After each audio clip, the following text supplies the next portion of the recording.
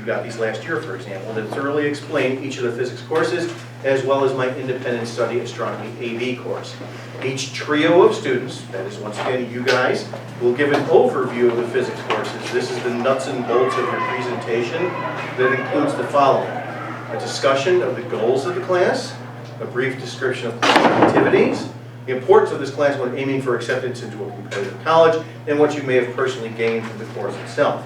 Your spiel will be a total of about 5 minutes at most.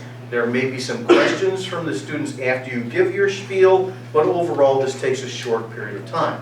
I'm going to have you do a little demonstration as well. The demonstrations that I have chosen are for the ooh-ah factor and also being easy to transport. Some of the demos, by the way, that I've chosen for these presentations, you guys actually haven't seen them yet.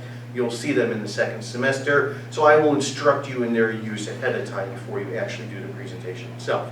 Okay, turn to the back side. Okay, take a look at the grid here. The grid here are the classes that I need to have done. And by the way, I'm doing this relatively early this year as opposed to years past because of how the counselors do their programming for juniors. I know that a couple of you guys are juniors, but you guys will be programmed for classes next year at the end of next month. They actually will come around starting in very late February to start programming everybody for the following school year. So I want to have this done essentially over the next few weeks before the counselors actually start this process. And as you can see here on the grid, there's 15 total classes. Now, working as a trio, not as 2, not as 4, but working as a trio, I basically need 15 times 3 or 45 total students to help. Now, there's 185 students enrolled in all the physics classes, but I only need 45. So how do we do this fairly to ensure that everybody gets a fair shot at the 15 points of extra credit that wants to participate? Well, we're going to hold a raffle. Take a look down at the bottom with the sign-ups.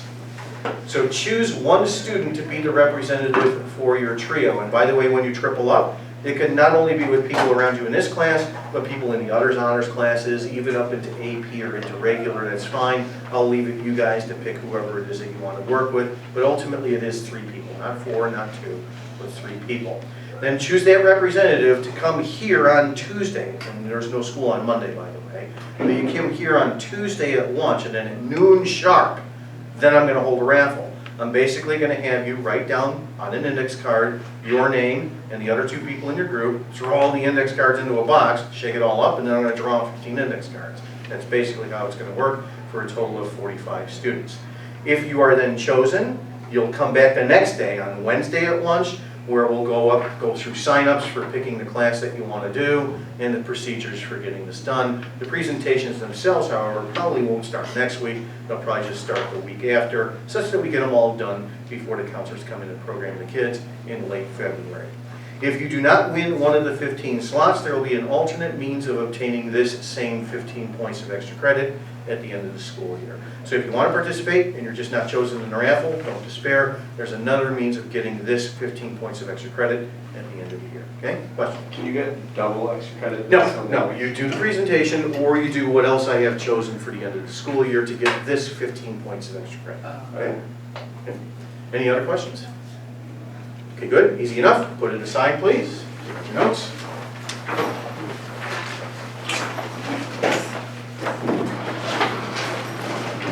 Now into our next unit, chapter 9,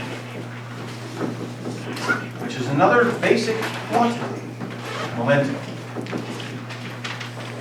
Now this is another word that we tend to use in everyday language. You probably have some vague notion perhaps of what it means, but of course momentum has a specific physical description. In order to describe momentum, however, we have to first of all define the following term. We have to first define center of mass. Now, up until this point in the class, we have never talked about distributions of matter, like the dimensions of an individual object, when talking about the forces that are exerted upon it, in all of our force diagrams and so on and so forth, over the course of the year thus far. No more. Now we start to consider distributions of matter. We define a specific point within the distribution of matter called the center of mass. Essentially what it is it's an example of what is called a weighted mean. It's a specific type of average. Those of you enrolled in AP Stats may have a basic understanding of what this is. What I'm going to do first is define it for the simplest possible case. I think that The simplest case is for a system, as we say, a system of point masses arranged into a line, that is, in one dimension. System of point masses arranged in one dimension. So let's say that I have the following. Okay, right here is an x-axis like so. Well, let me just take 3 point masses, say, and place them somewhere along this line. So we have, for example, here an M1, M2, and an M3, and so on. And then with respect to the origin, each one of these guys here has a position vector. Now, I've drawn them all such that they're positive for simplicity, but of course they could be to the left-hand side of the origin as well. But suffice to say, M1 has a position vector called x1, M2 has an x2, M3 has an x3, and so on. Okay, now we describe the position of the center of mass in the following way. First of all, the notation that is used is usually just referred to as xcm here in one dimension, and now we calculate it in the following way.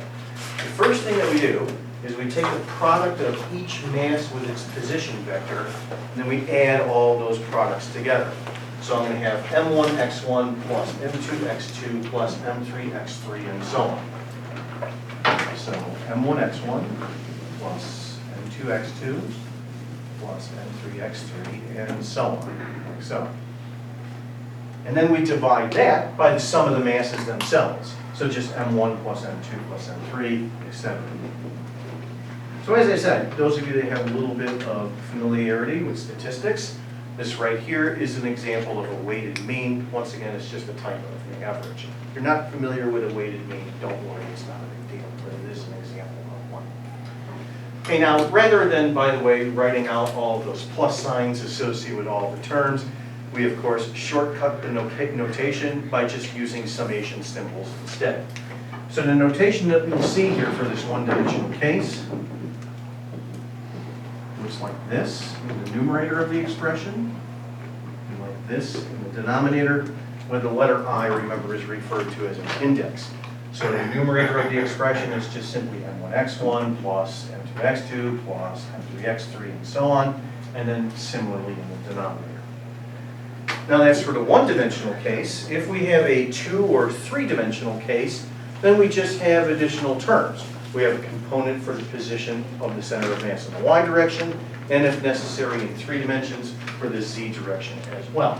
Once again, however, there's just a little bit of basic notation here. In a 2-dimensional case, if here's our coordinate system like so, let's say that I have my 3 masses here arranged in 2-dimensional space like this. Oops, this is in 2. And 3. Like so. And then each one of these masses here has a position vector associated with it. I'm not going to draw it because otherwise the diagram will get kind of messy. But right here is an R1 for M1, R2, and an R3, and so on. And each one of those vectors has components associated with it. So like the R1, for example, has an X1 I hat and a Y1 J hat. Similarly for M2 and M3. Just think of the components here for simplicity on this diagram as ordered pairs. So for M1, it would have an X1 and a Y1. For M2, it would have an X2 and a Y2. And then similarly for M3, an X3 and a Y3. So the position of the center of mass then would just have 2 components. We would first of all have an X component, which is exactly described as it is in the one-dimensional case above. And it would also have a Y component as well. The Y component would be written out in the following way. Where in the numerator of the expression here, we're once again taking mass multiplied by position, but now it's just specifically the Y component. In vector form then, the position vector of the center of mass itself can be written out a couple of different ways. First of all, in terms of the components that I've already described, there's an x component and a y component like this. But then just lastly, using position vectors written out as r, the most general way of describing the position of the center of mass is with the following expression. So once again, the numerator of the expression here is just the product of each mass with its position vector, now just written out in vector form, and then divided by the sum of the masses. Now, based upon this definition, calculating the position of the center of mass for distributions of point masses is really easy to do. And for simple situations, the answer is also very intuitive. So let's just take a look at one example. When we calculate this using point masses, that will be the following.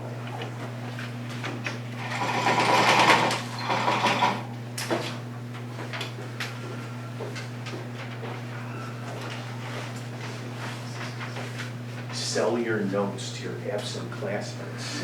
You can either charge $10 per page or $20 per page with an explanation.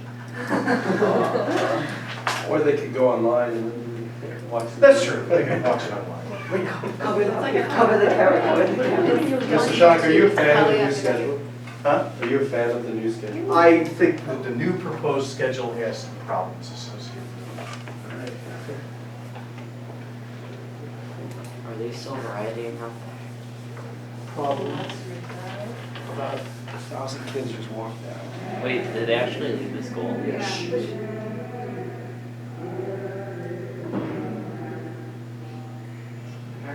We gotta open the door to hear it. I don't know, it sounded like the teacher in Peanuts, you know. Well, then go back to class, we'll change this. Basically, yes. Let's probably go back to class. I mean, if 1,000 kids just threaten to walk off the campus, they'll probably change this. I think kids just want to leave school. I don't know if it's just about the schedule. Yeah, they just don't want to go to class. That's what. I would have done it, but you know, I care too much about this class. I know. I did not want. But yeah, I was like, it's not worth It's it. not worth it. It's too much to this. I just don't. Too much. Yeah. Like, doing my job, continuing forward. Yeah.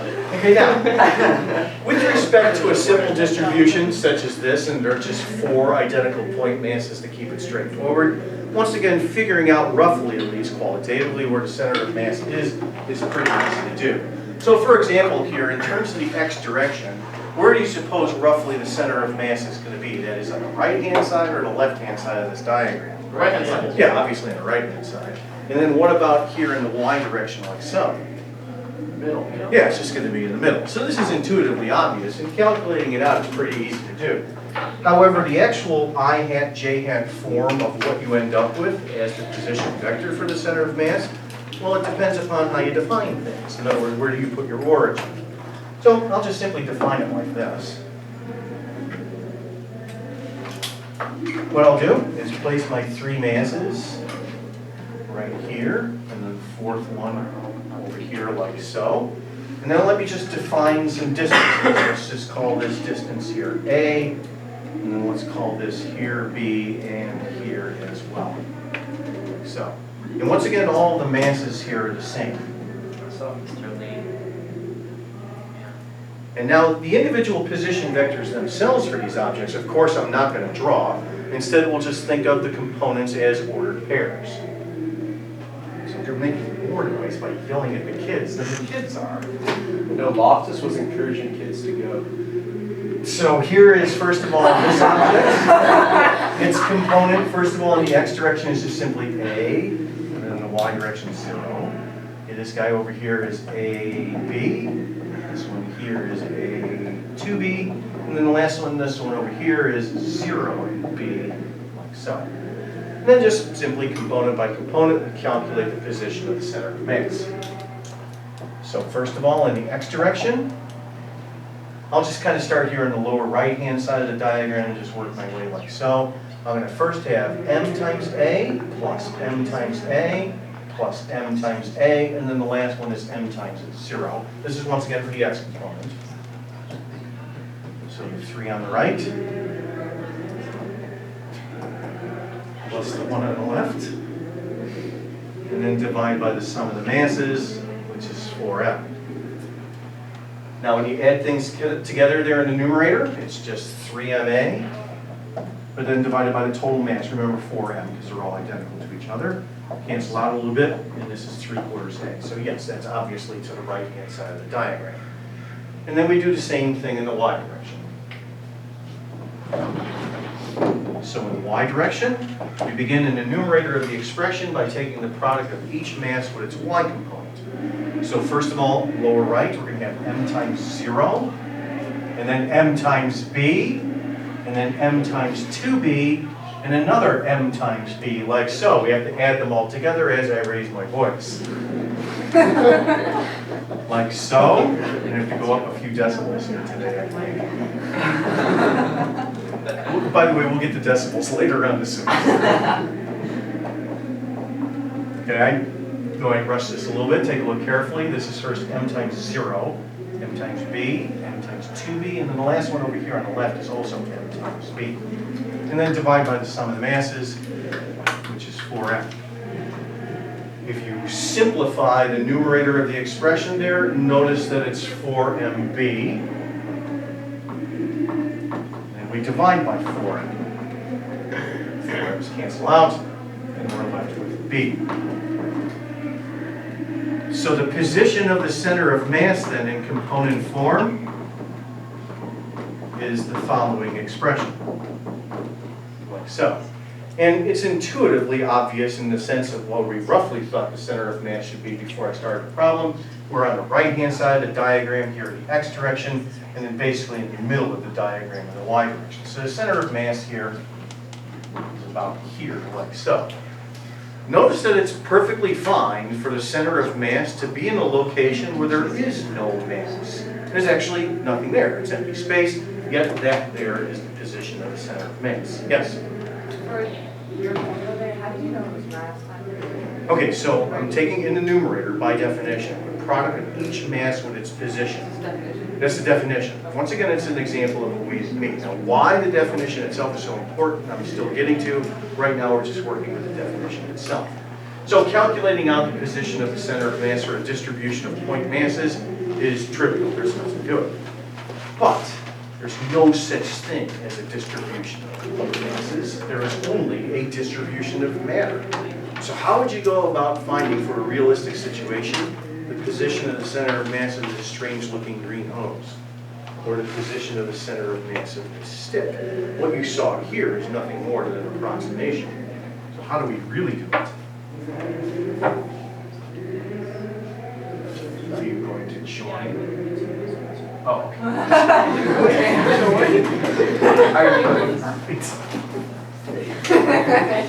Don't get swept up. Go that way. Don't go that way. She ends up getting carried away by an anger. But she has like liquid house, they can't do that. You have like Khomeini's funeral or something like that. All right. Keeping ourselves on task as best we can here. Distributions in there.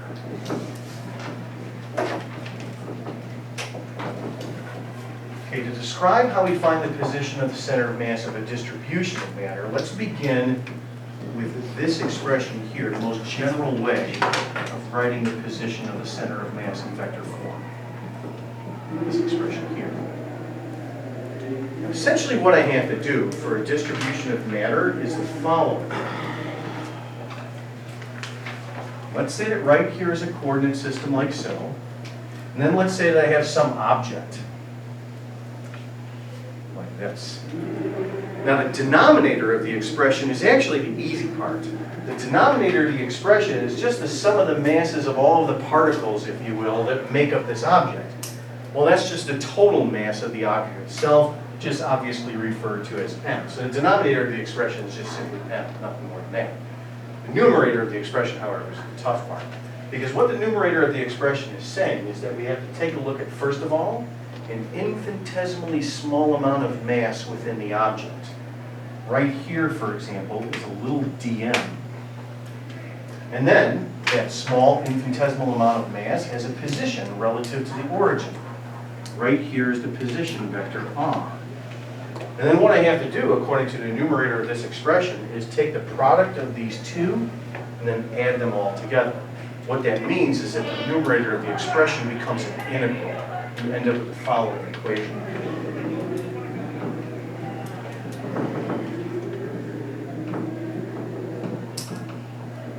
Like so. Notice the denominator of the expression is just the total mass m. And then this integral right here, that's the numerator of the expression.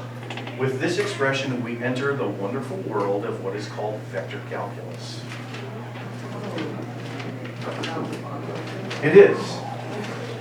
The reason why it's fun is the following. An introductory calculus course is actually 3 semesters. In AP Calculus, I know some of you are enrolled in it. In AP Calculus, you get the first 2 semesters. In high school calculus, you actually get most of the first 2 semesters as well. I hate to tell you this, the first 2 semesters is the boring part. Because you essentially learn the theory behind calculus, and then you learn how to take derivatives in the first semester, and you learn how to integrate in the second semester. And everything is in terms of just one variable. It's like you're just working with f of x, and that's all. It's really the 3rd semester, however, that's the punchline. The 3rd semester, the payoff, is where you learn how to apply it. And when you apply it in the 3rd semester of an introductory calculus course, what's called vector calculus, then you really begin to understand what calculus is all about and why it is so powerful as a mathematical tool. So I'm going to give you an example of how this is used, that is calculating the position of the center of mass for a distribution of matter, giving you a little taste of vector calculus. The situation that we'll treat here is actually very intuitive.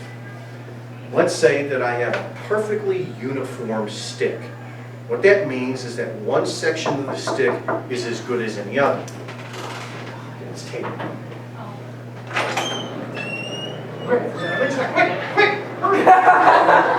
hurry! Hurry! It's like everyone's going back to class and they're like exploding and you're talking about spending meeting period. William, you are going to have to buy notes for one of your classes. Wait, so is everybody coming back now or no? Yeah, everyone's going back now. Darn it. Hang on, write it down.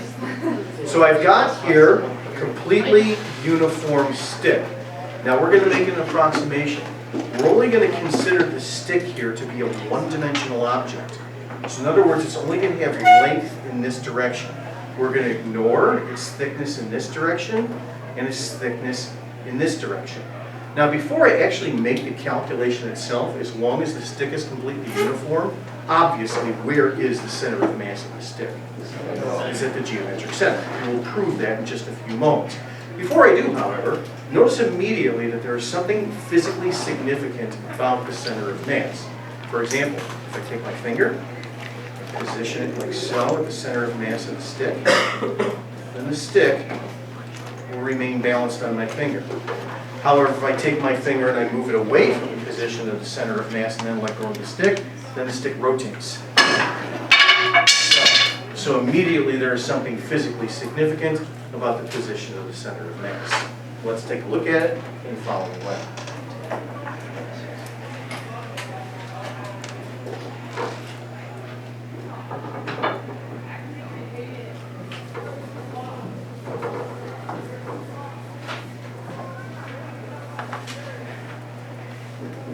William, approximately how many students were out there?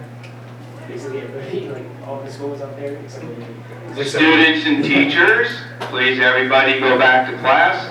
Teachers that are inside, please allow the students to come back in. They're very supportive of the anti-bell schedule crowd, so please allow them in. They were allowed to speak their voice, and now they need to be taught. Please again, let them in. Thank you very much. we should just like pretend we're not here. Are most of the teachers not? No, let's pretend we're not here. I like Yes, I like that. It'll be fun. Just like we all kind of just want to see this. All right, now, let's take a look at that last term there, this mu quantity. This is a new term for us. This is what is referred to as linear density. Okay, now remember what ordinary, if you will, volume density is. It's mass divided by volume. That is, of course, a realistic situation for a three-dimensional object. However, if we're making an approximation here for a one-dimensional object, instead of mass over volume, for the stick, how should we think of the density instead? Mass over what? Mass over length for a one-dimensional object. So linear density, as it's sometimes called for a one-dimensional case, is mass over length.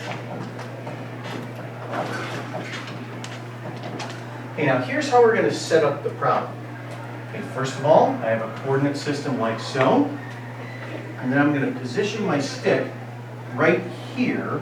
The stick has mass m and length L, by the way, such that the left-hand side of the stick is here at the origin, and I'll position the right-hand side of the stick.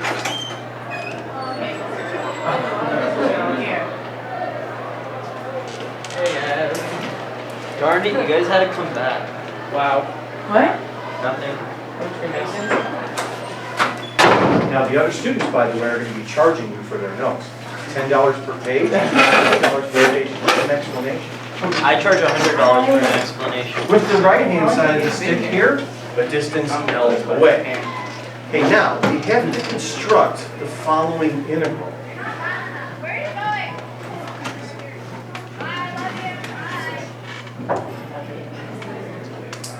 So how do we go about constructing this integral? Well, what we do first is we take a look at a small infinitesimal amount of mass in the stick. Right here is a little dm. That little dm right there has a length associated with it. It's infinitesimally small. Right here is its length, call it dx. Now think of this integral as like a puzzle, and it has two pieces. We need the two pieces of the puzzle. The first piece is the position. The position, very simply, just goes from the origin to this location of dm like so. Right here is our position vector r. Because this is just a one-dimensional stick, the position vector r is nothing more than xi hat. Okay, then how do you write an expression for the mass such that you could actually integrate something? This is where density comes into the picture. Density is mass over length for this one-dimensional object. So the density is equal to the infinitesimal mass divided by the infinitesimal length. If you then take this expression and solve it for the mass, it's equal to the density times the length. That's the other piece of the puzzle that we need, and we now plug both pieces in, if you will, into the expression. So the position of the center of mass then is the following. First of all, the denominator, once again just the total mass of the stick, and now we integrate the following. First the position, multiplied then by the mass. So, and I end up with an integral that is just in terms of the x direction. So the limits of integration are as follows. We start here at the origin, we end up here a distance L away, like so. Now, integrating this quantity here is easy to do. The reason why is most of the stuff that's here, I hat and mu, are constants, which I can pull out of the integral itself, and all that I'm left with is a simple polynomial. You end up with the following expression.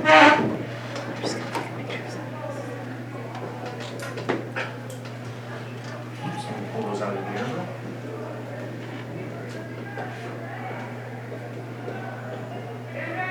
Like so.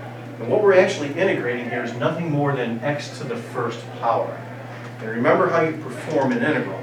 All that you do is take the value of the exponent and increase it by 1, and then divide in order to find the antiderivative. That then gives us this.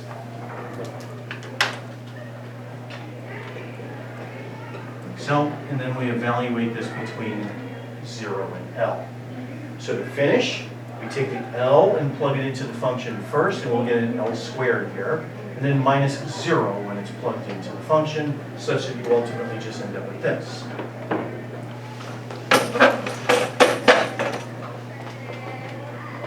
Now this here is technically the answer.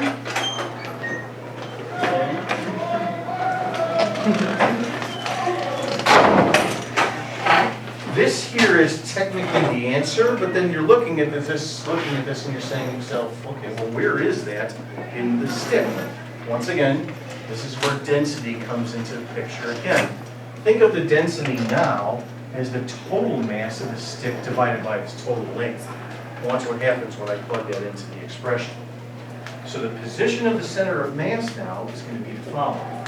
We're going to have, first of all, density, which is mass over length, and times I hat, divided by m, times 1/2 L squared.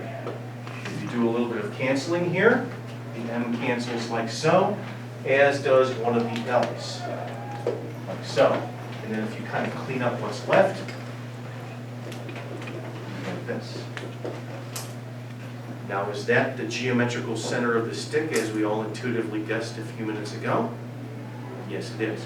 It actually doesn't matter where I put the stick in space relative to my origin. I'm still going to get the same answer. So, for example, let's say that I change the situation slightly.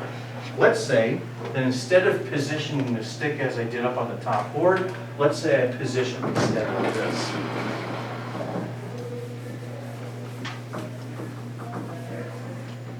Let's say that I position it such that the center of the stick is at the origin.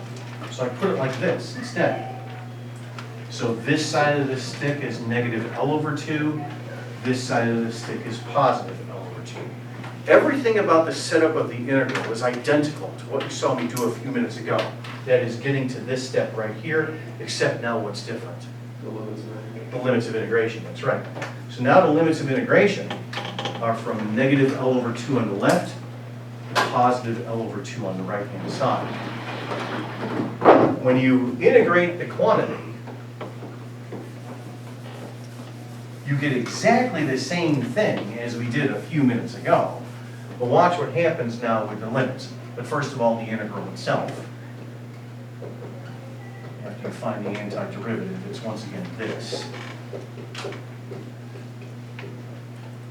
And now we have these different limits of integration.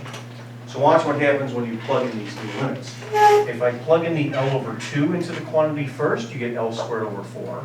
And then you have to subtract with the negative L over 2 plugged into the quantity. Negative L over 2 squared is still positive L squared over 4. So when you plug these limits into a squared term, what do you ultimately end up with? 0. You end up with 0. Is that still the geometric center of the stick? Yes, it is. So it doesn't matter where the stick is in space. Ultimately, you can find the center of mass. Now remember that this was for a one-dimensional case. This was an approximation. It's a one-dimensional stick that only has length. What do you actually have to do in a realistic situation? Well, not only do you have to integrate in this direction, but you also have to integrate in this direction, and you have to integrate in this direction. So by integrating in 3 dimensions, you then end up with a 3-dimensional integral. You end up with what is called a triple integral. So in a vector calculus class, you learn the techniques that are necessary to perform double integrals, as they're called, and triple integrals for situations such as this. Using the techniques of vector calculus in principle, then, you can ultimately find the position of the center of mass for any distribution of matter. Obviously, it's easy to do when you're talking about something of a simple symmetrical geometry, such as a stick or a cylinder or a sphere or something like that. But that's ultimately some of the things that you begin to learn in a vector calculus class. Well, let's take a short break.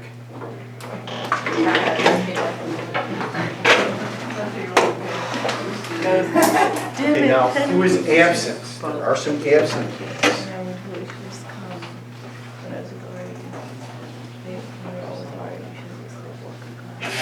Go ahead and take this look at it.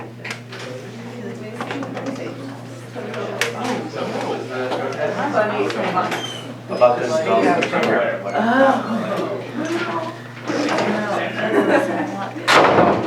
Oh, yeah, but just. Now, I know Anna Sauter is sick. Say that again? Do they just stand there? No, yeah, everyone's just in the quad.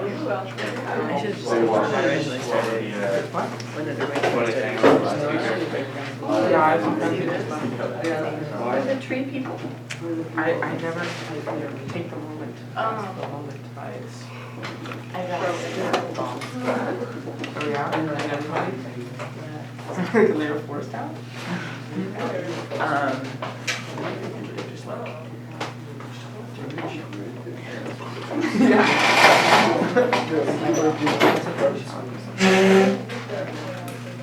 I thought that calm people by sitting in his car was really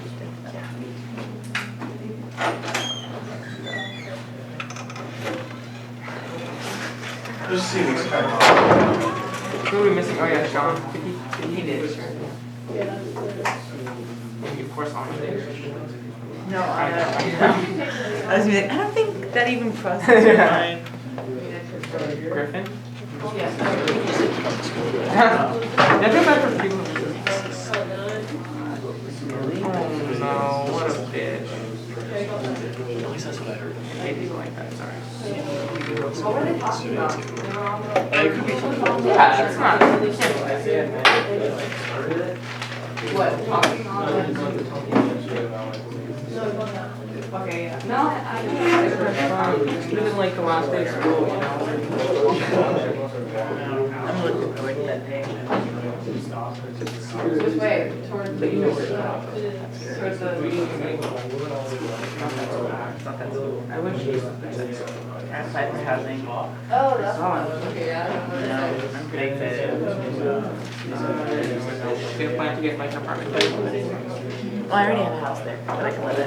Okay. You just want to live on campus? First year, number 2. Yeah. But after You got that, yeah, we have like a house like in town. It's really cute. Nice. Like you, we as in your family? My family.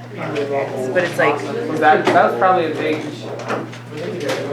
yeah. Now, those couple of you that did walk in late, you did miss something. You may want to pick up this handout.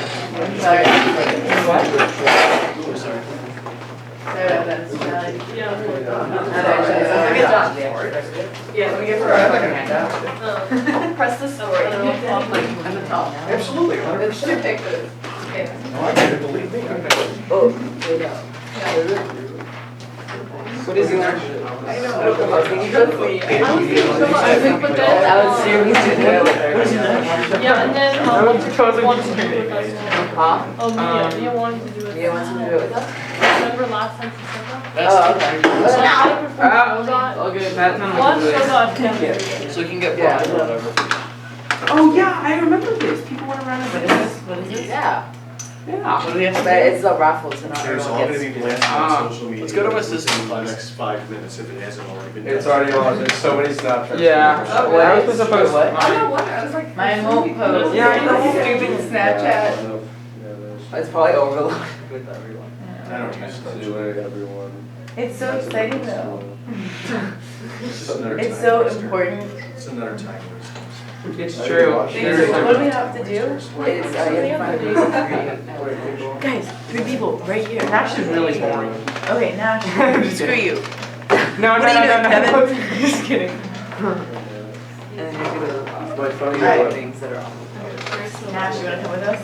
Me, he'll be the smart representative in the back of the Trudy, situation. did you get one of these? Yeah, I was on. No, it's all, it's for all Just of us. remind me. No way, here's a funny one. But then not everyone Is gets. this the only? Is this the only? No, if you don't get to do this, if you have to do the other side. Well, that was No a. way, that's like. How do you know? I might as well check my Same. feed too. Oh, okay. Great. Let's do second period count. Oh, we have to choose which. Well, first you have to No, get in the raffle. Third, whatever third period is. And then you have to choose, I don't know. then you get. How Gary does No, that. so I want to miss my 9 period. It's just people hopping the fence. Why would you pick me? I want to piss off my sister. I blame you. There's still a lot of people milling around. So many people. What, in the slot? Well, just people. Mr. Shaw, do you Feel play? so much better now. No, I do not. Why I do not? other time wasters. What other time wasters do you play? I'm playing Alien Isolation right now. Oh, cool. When is that? And of course, I have my other job. You have another job? Oh, reviewing, right? I have another job. so Oh, are you like a, Breaking Bad? I loosely refer to myself as a music journalist. So, Really? All right, have a seat. Oh. Let's go and move on. Wait. I'll tell you at the end of the day. Is it music journalism for laundry? I've seen one of those articles. Please? Be a drug dealer? All right, have a seat. All right, so suffice to say, using the methods of vector calculus, you can ultimately find the position of the center of mass and distribution of matter. Now, why is the center of mass so physically important? What moment?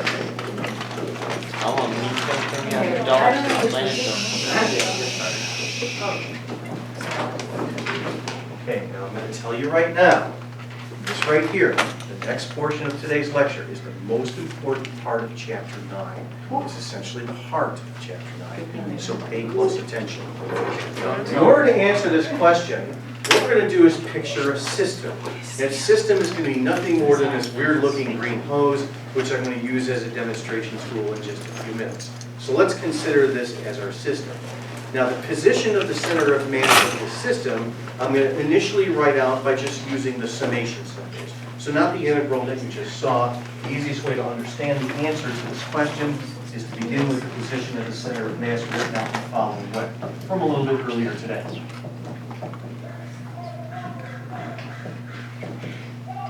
Okay, now immediately we're going to make a simplification here. The denominator of the expression is just the total mass of the system itself, our green hose. Let's just refer to that as M. So immediately, let's simplify the expression myself.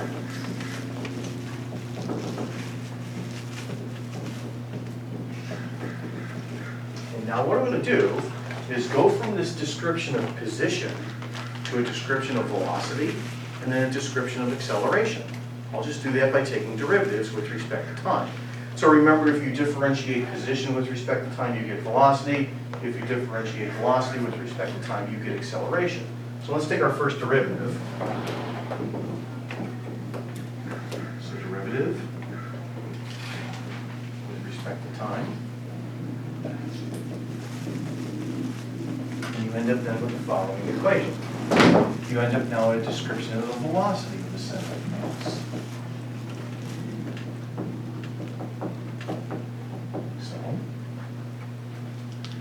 And then before I take just one more derivative to go from velocity to acceleration, I'm going to do one more minor step. What I'm going to do is take the total mass of the system, the mass of that green hose, and move it up to the left-hand side like so.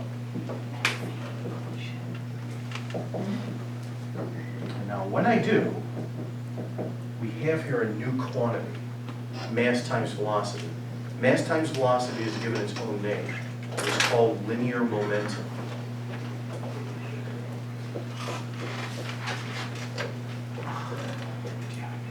Linear momentum is labeled as P, and it's equal to mass times velocity.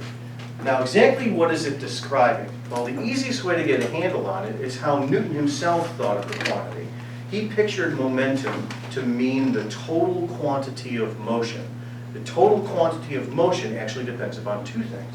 Number one, how the object is moving, but also the inertial mass of the object itself. Newton took this to be a measurement of what he referred to as the total quantity of motion. So Newton describes this.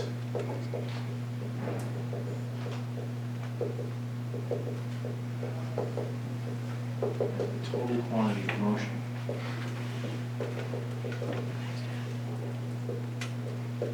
Now, for our purposes, of course, it is a big quantity, so let's just briefly check the units. When it comes to the units here, the only thing that we do have to worry about is our basic metric SI units. We don't have to worry about anything else at this point. And what we have is mass in kilograms being multiplied by velocity in terms of meters per second. This is just kept this way. It's not given its own symbol or its own name or anything like that. Momentum is just kilograms meters per second. So what I have then here, by just taking a derivative with respect to time of my description of the position of center of mass, is the momentum of the center of mass is equal to the sum of the momenta, as we say in the plural, of the individual objects that make up the system, that make up the green hose in this case. Okay, then let's just jump back to here.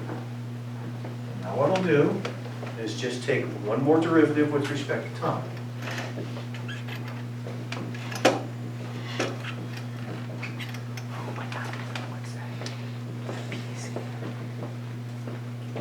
So basically, if I differentiate velocity with respect to time, then we just end up with acceleration. So I then get the following. Ryan, are you okay? What? Are you okay? I'm just saying that P is momentum, right? Yes, P is momentum. Okay. So I take a derivative with respect to time, and I go from a description of essentially velocity to now a description of acceleration. And notice what I'm starting to end up with. I'm basically starting to end up here now with Newton's second law. So how do I interpret this expression? left-hand side of the expression right here, this is the net force applied to the center of mass.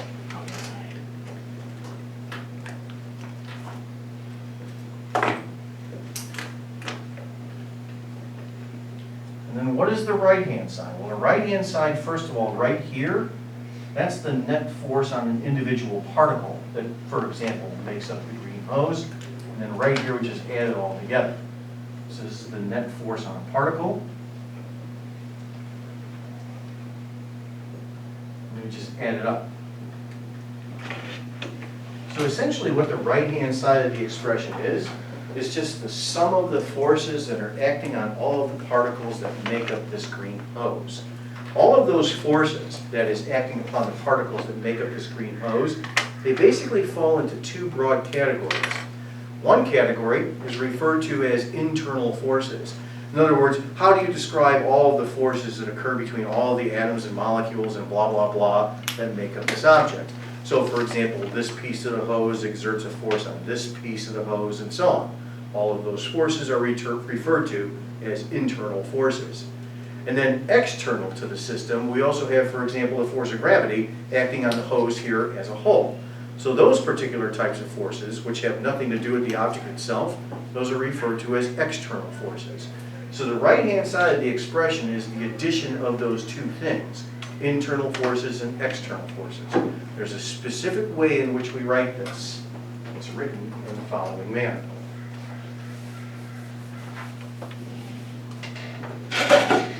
So first of all, the left-hand side. And now the right-hand side is first the sum of any external forces, such as gravity, that may be acting on the system as a whole, plus all of the internal forces that occur between the particles that make up the object. There's a specific notation or way in which we write that term. It looks like this.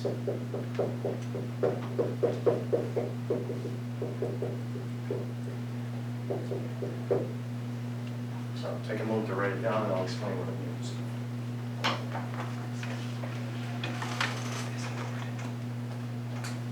So here's how you read this term.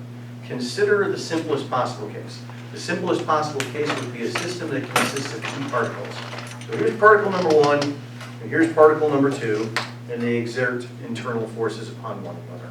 How do you add those together? Well, the way that you would consider it is in the following manner. You would take, first of all, the force on one due to two, plus the force on two due to one, but not the force on one due to one, and not the force on two due to two.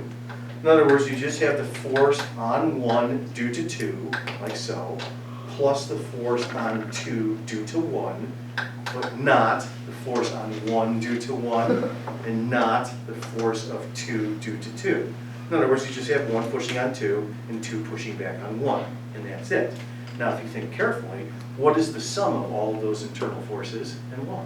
Zero. Okay, it's equal to zero, you're right. But specifically why? What law of motion? The second one. No, it's the third law. Because you have the force on one due to two equal and opposite to the force on two due to one. They're equal and opposite reaction force. So in other words, all of the internal forces that occur between all the atoms and blah, blah, blah that make up this object, all of those forces all cancel out. There's zero by Newton's third law.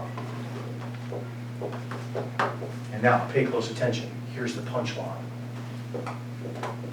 What's left? What's left is the following.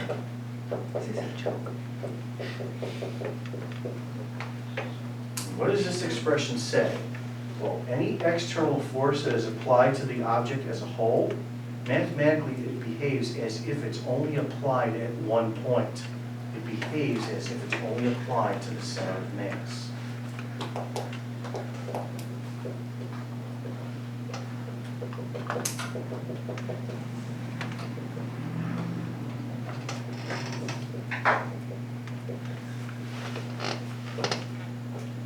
What the heck does that mean? Well, consider, for example, a projectile, like so. back in chapter 3, we studied the kinematics of a projectile. And then if you recall, what is the geometrical path that is traced out by a projectile? Parabola. It's a parabola. However, specifically, it's what about the green hose that traces out a parabola? It's the center of mass. Because the force of gravity, an external force applied to the hose as a whole, mathematically it behaves as if it's only applied to the center of mass. So it's the center of mass that traces out a perfect parabola. And then as I throw this green hose and it looks like it wobbles in a strange manner, like so, what's actually happening is that the hose itself is rotating about a point. It's rotating about its center of mass. And it's the center of mass that then traces out a perfect parabola. Now, because of the tape that I have here towards the bottom of the hose, there's a little bit of extra mass down here than there is up here. So if we consider this to be a perfect circle, the center of mass would not be in the geometric center here of the circle. Instead, it's kind of down here somewhere, close to the tape. It's that point right there that then traces out a perfect parabola like so, and then the rotation of the hose is about that point. Even if the situation was a little bit more complicated, what I'm going to do is take this little guy here, put it inside the hose, kind of like that, and then as I throw it, it looks really weird, like so, but the whole time, the external force of gravity acting on that system as a whole is mathematically behaving as if it's only applied to the center of mass. And it's the center of mass that then traces out a perfect parabola, and the system rotates about that point. Even if the little object inside was kind of like sliding around like so in the hose as this happened, it wouldn't matter. The reason why is because the force of the object inside exerted on the hose is internal, and it's exactly canceled out by the force that the hose exerts back on the object inside. So the whole time, in other words, the only thing that matters is the external force of gravity causing the center of mass then to trace out a perfect parabola as the object then moves in space. Now, what does all of this have to do with this quantity called momentum that I described a little bit earlier? Well, now let's answer that question by asking the following.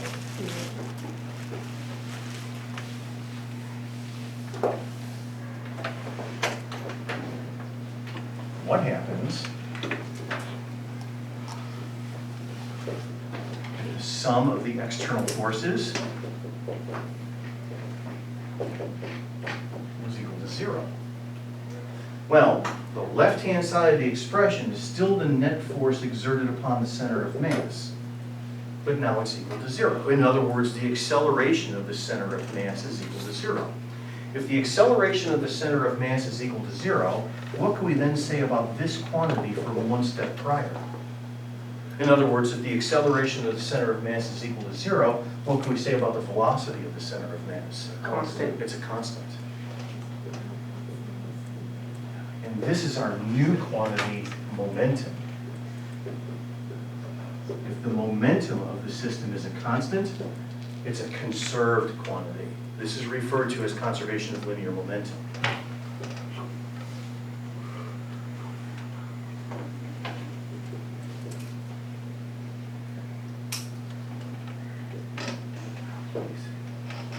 So what does this say? Well, for a single object, it's actually pretty simple and straightforward. Let me just take that little guy out of there. Let's say that I throw this green hose again. And in this case, let's say that there are no external forces acting on it, so there's no gravity. Let's say I'm like way out in outer space somewhere, there's no planets nearby, no nothing, so there's no force of gravity. And then I throw the object. What is going to happen? Well, if there are no external forces acting upon the object, then the velocity of the center of mass is going to be a constant. So the center of mass, which remember is roughly right here like so, within the geometry of the hose, this point right there would then move in a straight line at constant speed forever, in accordance with Newton's first law, the law of inertia, unless a force is exerted upon it. So if I throw it, however, such that the hose itself rotates, it will rotate about that point, because that point will just continue in a straight line at constant speed forever like so, unless an external force was acting upon it. But what about a slightly more complicated situation? What about, say, something like this?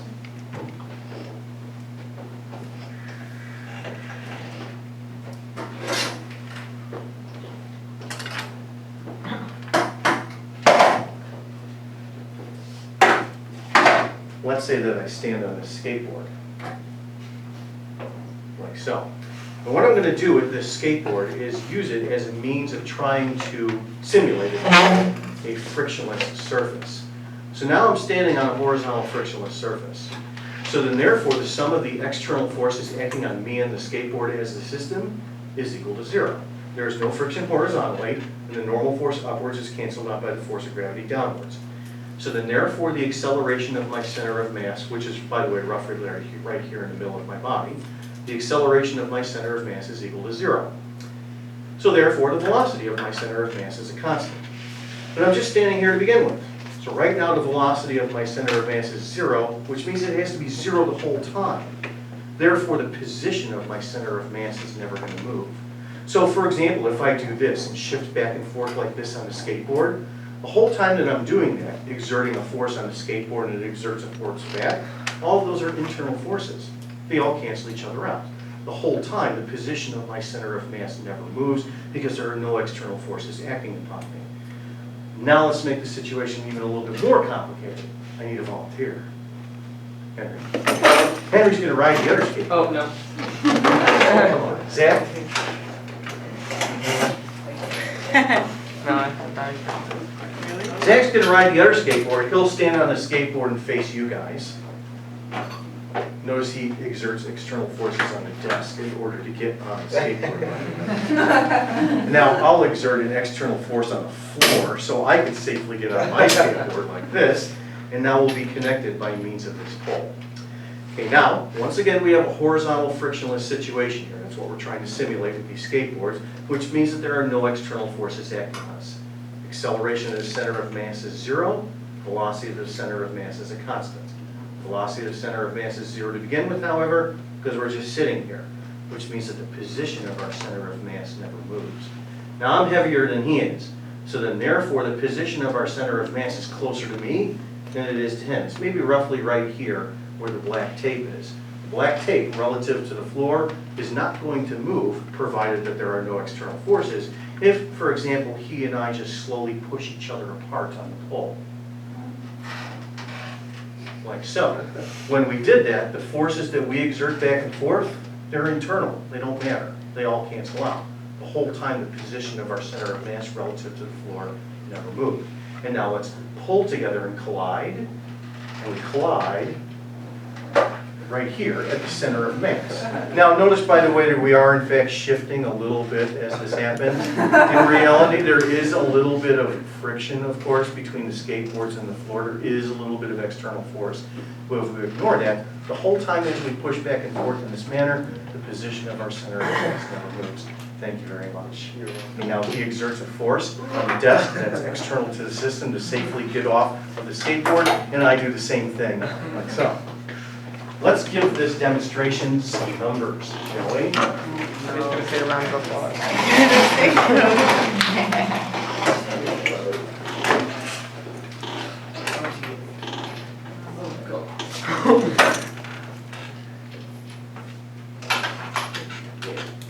If you've been looking what this poll is for this demo. If you got something, The same. the fat fold for the camera.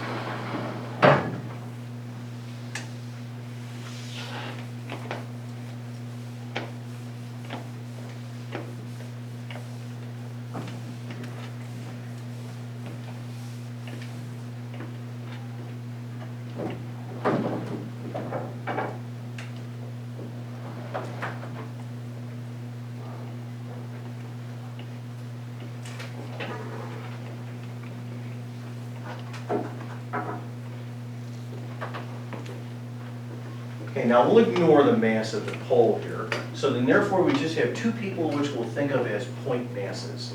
And they're on a horizontal frictionless surface, means the sum of the external forces is equal to 0. Now there is a direction that is mentioned here in the problem as you read and write through it. that means, of course, that we have a basic diagram to go with this.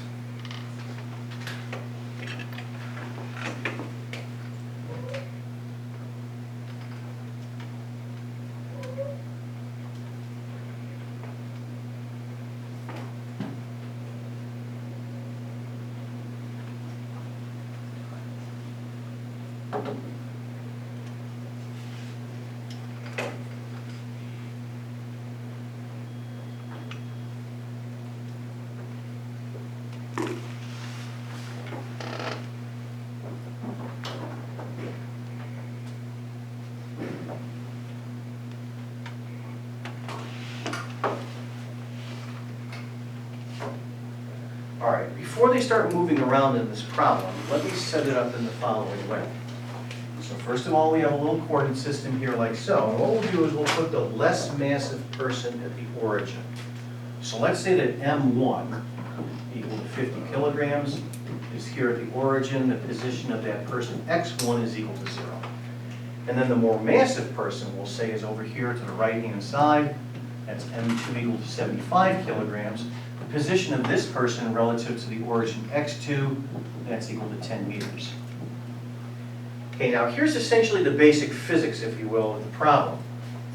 We have a horizontal, frictionless surface.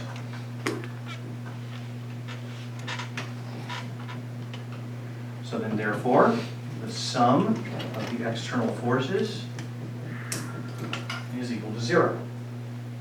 Therefore, the acceleration of the center of mass is equal to 0.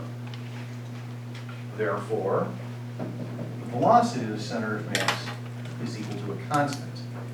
Now, the velocity of the center of mass is 0 to begin with, because of course everybody is just standing there.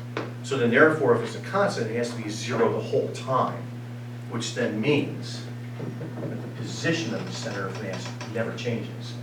The position of the center of mass is equal to a constant. So now, before they start moving around, let's go ahead and calculate the position of the center of mass. Is it going to be closer to M2 or closer to M1? Obviously closer to M2, because this person is more massive. So we calculate then, just using the point mass form from earlier today, the position of the center of mass in the following way. We take, first of all, M1 times X1, which is 0 by definition, plus M2 times X2, all divided by the sum of the masses, M1 plus M2. And that then gives us the following. So numerator of the expression is 75 times 10, and then divided by a total of 125 in the denominator for the total mass of the system, and this works out to be 6 meters. So yeah, it's a little bit closer to M2 than it is to M1. On my diagram, it's roughly about right here. And then they start to move around and so forth. The details of how they do this is totally unimportant. Doesn't matter if the forces are constant or not. Doesn't matter if their accelerations are constant or not. Doesn't matter how much time it takes, blah, blah, blah. The reason why is because all of those internal forces cancel out by Newton's third law. Now what we are given is that M2 moves 1 meter to the left-hand side on the diagram. The easiest way to show this, by the way, is to draw a new diagram that's just directly below this one here in your notes. Draw it like this. And the reason I'm doing it in this manner is that right here is still the center of mass. The center of mass, remember, never moves. Now what we're given is that M2 moves from 10 meters to the right. He moves then 1 meter to the left like so. He ends up now 9 meters to the right. So the new position here of the person, call it X2 prime, and it's equal to 9 meters. Now think back to what Zach and I were doing a few minutes ago. If we pull on the pole and I move in this direction towards the left, how does Zach say M1 move on my diagram? Does he move to the right or does he move to the left? We just pulled together, so which way is Zach going to go? Right. He's going to go to the right-hand side, like so. He's going to end up somewhere over here, such that the center of mass never moves. And then the unknown here in the problem is the new position of this person, call it X1 prime, like so. Now, I'm just drawing M1 to the right-hand side here on my diagram with just using a little bit of intuition. However, we do, of course, have to explicitly prove this. If I solve for X1 prime and get a positive number, then yeah, he's moved to the right-hand side. If I get a negative, then it's just moved to the left-hand side. Remember that the x's here, by the way, they're all position vectors. So now what I do is with this new diagram here is I rewrite an equation for the position of the center of mass. So now with that second diagram, the position of the center of mass is going to be, first of all, m1 times x1 prime, that new position, plus m2 times x2 prime, and then divided by the sum of the masses. Notice that the only unknown that I have in the expression is x1 prime, which we can now solve for. Remember, the position of the center of mass never changes. This right here is just 6 meters. So I'm going to do all the algebra for us here in one shot. I'm going to take this quantity here and move it up to the left. I'll subtract this quantity to the other side, and then divide by m1 to get x1 prime. So,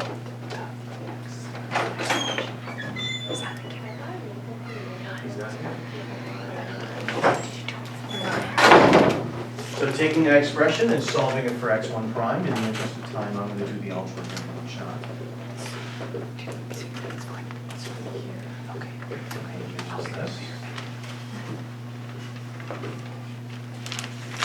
And now I start to plug in my numbers.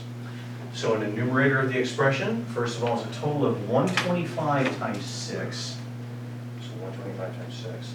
And then minus 75 times 9.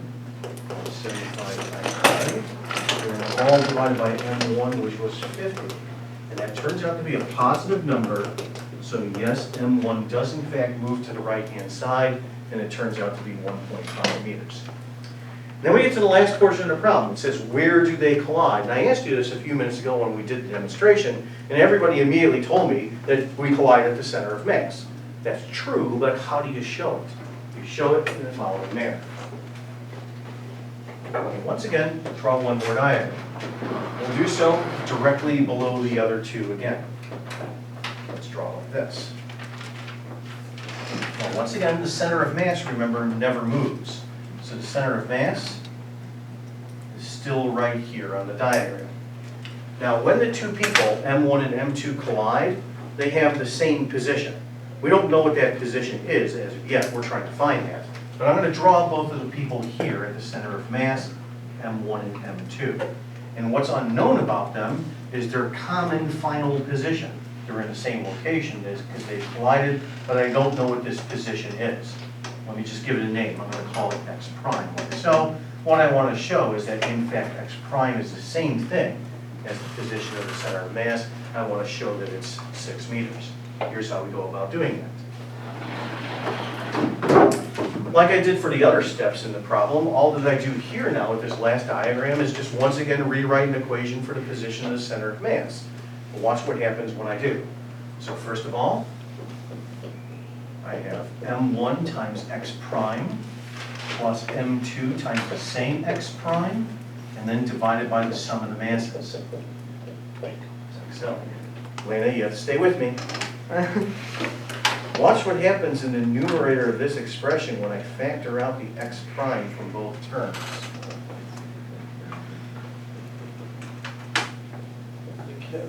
Yeah, notice that the sum of the masses there, very good. They cancel out. So then therefore, xcm is equal to x prime. Yes, they collide at the center of mass, which is once again 6 meters in the problem. Nice, simple problem here to illustrate the demonstration. And now we get to one of my favorite problems of the year. This particular problem for this class, by the way, falls at just the right time of year. It's right before Valentine's Day. So we have the perfect opportunity to do the following. Now, girls, by the way, please forgive me for this problem. Yes, it is a little bit politically incorrect, but guys, this is for you. Let's say that you're setting up a date for Valentine's Day, and you want to figure out what your date's mass is, but you don't want to ask her. What you can do is you can instead do the following. Oh, I never. Let me read to you the problem before you start copying it down. A man of mass 80 kilograms and his date are enjoying a ride in a canoe with a mass of 30 kilograms and a length of 3 meters. He's naturally curious about her mass, so he asks her to switch seats. We're at opposite ends of the canoe. he notices that the canoe moves 0.4 meters with respect to the shore in doing so. Assuming that the man is more massive, not always the case. Calculate her mass. So I actually set this problem up with some friends of mine and I when we were in college. Yeah, I asked this girl out on a date, took her out on a canoe ride, and then I had my friends off to the side with meter sticks. And we were like next to the shore in the canoe. And I said, would you mind switching seats? And she's like, all right. So we switched seats and the canoe moves relative to the shore. So my friends measured that distance, and then we ended up calculating her mass. And we got within 10% error. It actually worked. I didn't get a second date, but we got within 10% error. That's what really counted. I got slapped instead. Really? Take a moment to copy. Did you actually? So you asked her if you were right? No, I didn't ask her. I actually asked her roommate. So I suppose that's how she found out. She found out from her roommate. So basically the following happened. You did what? Did you just laugh? Wasn't the first time I got slapped, it wouldn't be the last.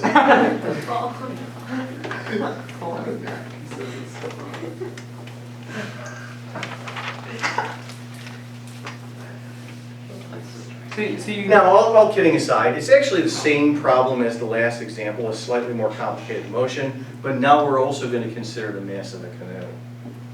Henry? Yeah, did you weigh the canoe?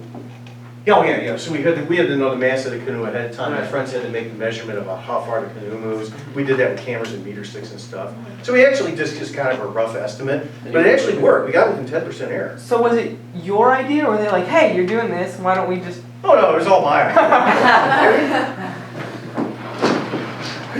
Let's figure out how much he weighs. We can do this. You can also do the problem, by the way, like at the roller rink. You don't have to set this up on a canoe ride. You can go to the roller rink and like bring a pool cue with you or something like that, and just hold the opposite ends of the cue and then switch positions, and the cue will move relative to the floor. So you can have your buddies like photograph it, Snapchat, and all the rest of it. You can Instagram the whole thing. We're gonna post the results. Post the results. Set it up for peer review. Then you can calculate the percent error. That's right, calculate the percent. Well, you got to know the actual answer, though. Yeah.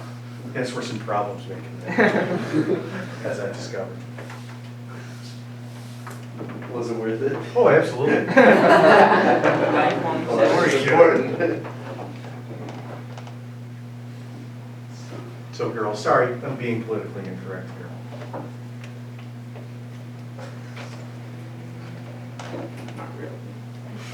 Yeah. How much did you weigh? Oh, well, we're gonna find out. Oh, these are the real actual- Oh, numbers. yeah, these are the actual numbers. Let's go. Yeah, these are the actual numbers. I saved the data. Are you lying? No, these are the actual numbers. Nice. Saved the data. I don't know how much 80 kilograms is. Yeah, how much is 80 kilograms? Well, there's 2.2 kilograms. 1 kilogram is 2.2 pounds. So you can go from there. Okay. All right, now, how do we treat the canoe in this problem? Well, just think of the canoe as like the one-dimensional stick. Let's assume that it's completely uniform. So then, therefore, where is the center of mass of just the canoe? Right at its geometric center. So then, therefore, what we'll do is consider the canoe as a third point mass, just at its geometric center.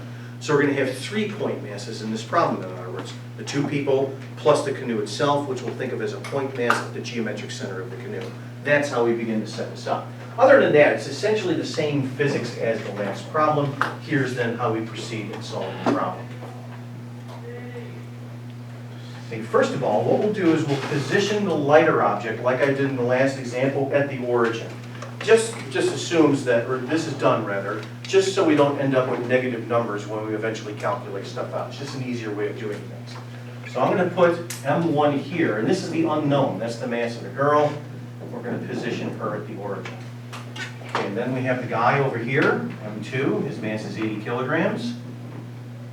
And then because he's at the opposite end of the canoe, his position then relative to the origin, x2, is equal to the length of the canoe, and is equal to 3 meters.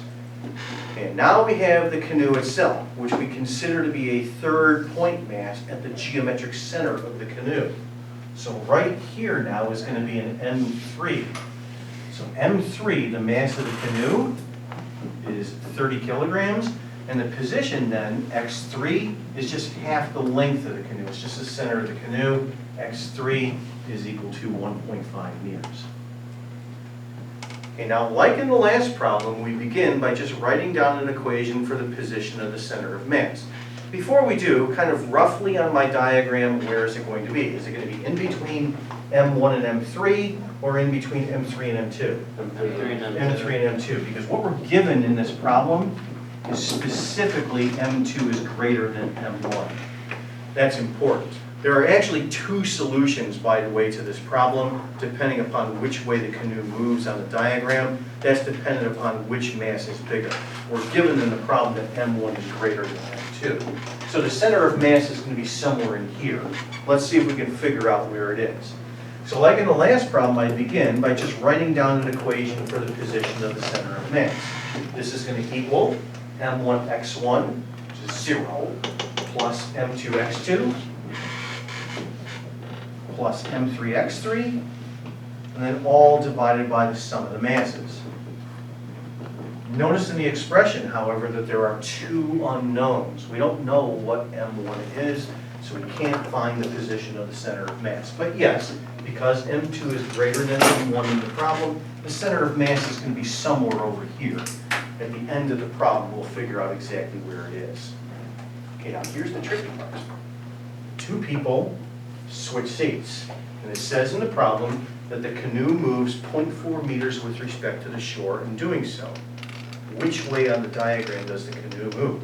Does it move to the right, or does it move to the left? Anybody tell me? Right. To the left. It moves to the right. The reason why is because the center of mass still has to be in between M2 and M3. So therefore it has to look like this. The center of mass is still here. And now I'm going to move the canoe, M3, to here, where the girl, M1, is now over here, and the guy, M2, is over here. Notice that the center of mass is still in between M2 and M3, so the canoe has to shift to the right-hand side. Now, if you're having a little bit of trouble visualizing this, by the way, the canoe itself, just think of it as a line. Just right here is the canoe, like so. And then after they've switched seats, the canoe is now here, like this. So think of myself as the canoe. Here's M1 at the origin, and here's M2. And then they switch seats, and basically the following happens. Like so. If the canoe moved in the opposite direction instead, that's the other problem. That is, if M1 was greater than M2. So there are two solutions to the problem. We're just, however, picturing this solution here. Okay, now, after they've switched seats in this manner, what are their new positions? Well, they're actually given. For example, just reading the problem itself, can anybody tell me what is the new position of the man, that is x2 prime? That's 0.4 meters. That's the distance that the canoe moves to the right-hand side. This is what me and my buddies measured. So, okay, and then we have the new position of the canoe.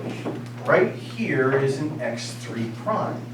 Notice what this is equal to. It's just equal to 0.4 meters plus half the length of the canoe, for a total of 1.9 meters. And then lastly, right here is x1 prime, the new position of the girl. Notice that that's equal to the length of the canoe plus the 0.4 meters. So her new position, x1 prime, is also a given. It's 3.4 meters, like so. And then once again, we just write down an equation for the position of the center of mass, but now with these new variables. So the position of the center of mass now is M1 x1 prime plus M2 x2 prime plus M3 x3 prime. And then all divided by M1 plus M2 plus M3. So now what you end up with are two equations and two unknowns. The two unknowns are the mass of the girl, M1, that's what we're trying to find, and the position of the center of mass. And so at this point we just basically have to do the algebra. The easiest way to do the algebra is actually just to set the two equations equal to each other. So taking the top expression,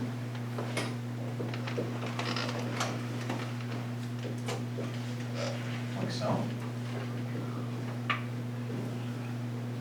And then we set it equal to the bottom expression. And when I do this initially, it looks horribly messy. We've got all these terms here, where the unknown, once again, that we're after here is the mass of the girl, M1.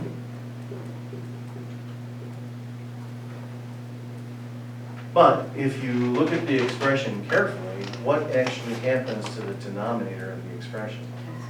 Yeah, denominator cancels out completely.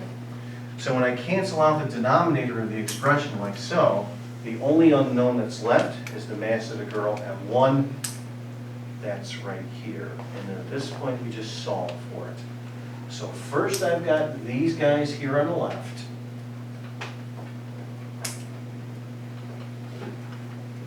Like so. And then now to solve for the M1, what I do next is subtract this to the other side. Subtract this to the other side. And then lastly, to get M1 by itself, divide by X1 prime on both sides. Like so. And this will then give us M1, and let's see what we get. Once again, this is the solution when M2 is assumed to be greater than M1. So I should end up with something that's less than 80 kilograms.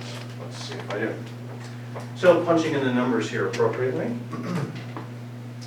I first of all have, now be careful about what's what here. These first two terms here are from the top diagram. So this is 80 times 3, that's before they start moving around, plus then 30 times 1.5. And now these two terms are from the bottom diagram when they stop moving. So this is now minus 80 times 0.4, and then minus 30 times 1.9. And then all divided by 3.4. So after you punch all of that out, you end up with our mass as being less than the mass of the man. It's 58 kilograms. Once again, this is actual data, if you will. She told me not to use the will. Okay, question? If you wanted, if you assume that M1 was greater, would you just change that to a plus sign? Now, if you assume that M1 is greater, then the canoe would shift to the other side, and you would have to deal with negative numbers for position vectors on the left-hand side of the origin. It's just a little bit messier, but ultimately, if you set up the problem to solve for M1, you would end up with a number that is greater than 80 kilograms. So guys, Valentine's Day is coming up. You have the perfect opportunity to do this. So set it up, and then later on at dinner, when you're sitting down and she's going on and on about her mother or something like that, you can then go ahead and calculate out the answer. Right? So once again, girls, I'm sorry. I'm being very politically.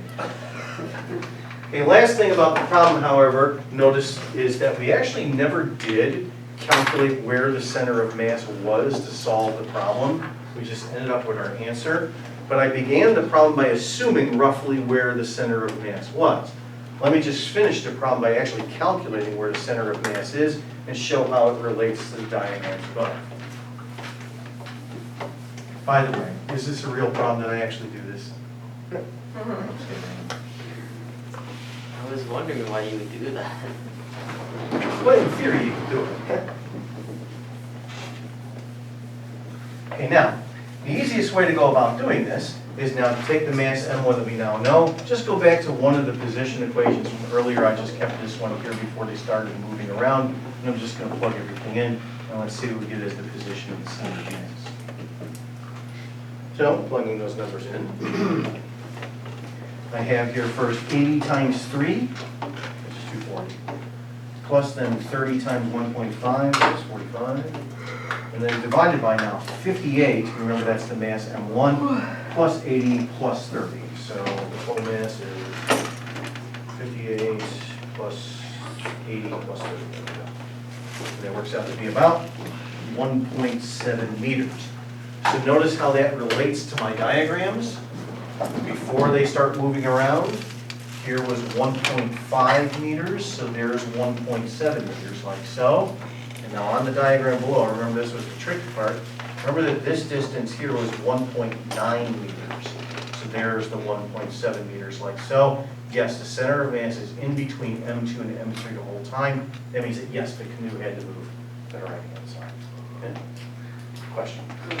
Excuse me. So also the center of gravity, isn't it just? Center of mass. Center of Center of gravity is actually the same thing. It's just the force of gravity applied to the center of mass.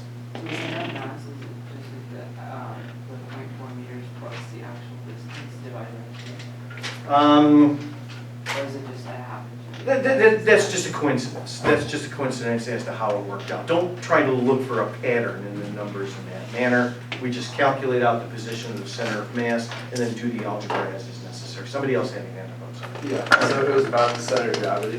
Center of gravity is the same thing, okay? It's just the force of gravity applied to the center of mass. But in a horizontal problem such as this, where the force of gravity is just being canceled out by the normal force, it didn't matter. So that's why I've only been referring to it as the center of mass. In fact, me, myself, I really never used the term center of gravity. I just used the term center of mass because the center of gravity is the same point. It's just the force of gravity applied to the center of mass, that's all. Okay? Anything else? All right, take a look here at the board. Okay, now with regards to next week's website, I already put it up here on the board for you for the following reason. There's no school on Monday, so then therefore, when is the next time that we meet? It's Wednesday of next week. Tuesday of next week, remember, is on, it's 135. So Wednesday of next week. I encourage you to start the first chunk of the webassign here over the weekend. It is, of course, based upon today's lecture. Notice how it kind of looks a little bit strange here in terms of the problems that I have assigned. The problems that I'm assigning first are late in the chapter. The reason for that is because most introductory textbooks, including your own, in my opinion, teach the topic of conservation of linear momentum backwards. What they do first is all of the stuff that you're going to see me do starting next week. And then kind of at the end of the chapter, they throw in a description of center of mass, and it almost looks like it's an ad hoc explanation. No, that's wrong. Center of mass is everything, and then everything else comes from that. So I'm teaching the chapter the way it should be. So that's why you're seeing the problems that relate to the chapter first year, but that's it. I think it's my turn to ask.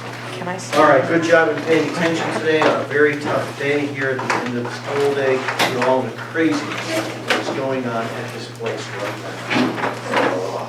So, Mr. John, sports announcements, I really have to tag. Is that a no? Is that a The no? reason why that's important is I said it, can I see your notes? your tendency to tip. do you think I said? In other words, yeah. this is what sports are. You were just like, Yeah, it's very Thank good. you. That's all right. Because when they go on like their tendency to tip over is drastically reduced. Take a look, for example, at a tall truck. Okay, a tall truck going around a tight curve where its center of gravity is high, then the tendency to tip over the torque of gravity is extremely So large. for example, I should all my, so when I said, I was some friends were just like, No, they so go, they go, nice. you can't. I can't go, you can't find right No, now. no, absolutely not. No, it's because the center of gravity, center of mass is higher. So that's why it's advantageous. Like a million people are getting. That's why you always see in sports everybody crouching watch. So like I mean, even when, all even the when positions are. you're playing basketball, you know, when you're defending against somebody, you're low. Yeah. There's like a new Because That's right, you're a baseball player, you're out in the field defending, you're low. Because when you're loaded around, you're more stable. Oh my god, there's Does it actually does lower your center of gravity? Yeah, because I mean, your center of mass is basically somewhere in the middle of your torso. So if you get loaded around, so you have less tendency to tip over. Alright. Oh, to make a 1 over sign? Down, then you can just turn No, off. but I'm gonna have to. He's just on the thing. You're at the bottom. Five, I think we did. Because I saw it. But I- On what? Because it's freshman sometimes. I don't care. No, I'm talking about. I play on basketball.